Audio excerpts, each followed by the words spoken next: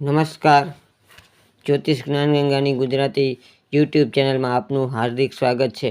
આપણે આગળના વિડીયોમાં જોયું કે લગ્ન એટલે શું.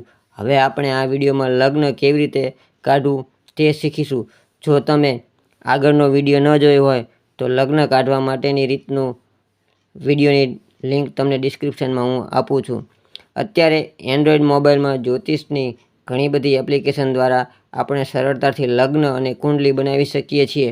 પરંતુ આપણે આ કુંડળી જાતે બનાવવાની હોય તો જાતકની જન્મ તારીખ, સમય અને જન્મસ્થળ એ 3 બાબત અગત્યની છે. લગ્ન કાઢવા માટે પંચાંગની જરૂર પડે છે. દરેક પંચાંગમાં સ્થાનિક શહેરના લગ્ન પ્રારંભ સમયે આપેલો હોય છે.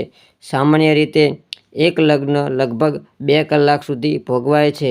અહીં ઉદાહરણરૂપ કોઈ એક જાતકનો જન્મ તારીખ 15/2/2024 અને બપોરે 3:58 એટલે કે સ્ટાન્ડર્ડ ટાઈમ 15:58 કલાકે અમદાવાદ શહેરમાં જન્મેલ જાતકની જન્મકુંડળીનું લગ્ન કાઢવાની રીત શીખીશું.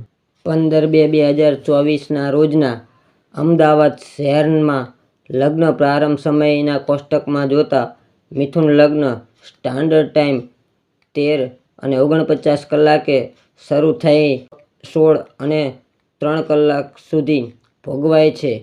અહીં જાતકનો જન્મ મિથુન લગ્ન પૂર્ણ થયા પહેલાં થયેલો છે. આથી લગ્નના સ્થાને મિથુન રાશિ એટલે કે 3નો અંક લખી ક્રમશઃ રાશિઓના અંક લખેલા છે.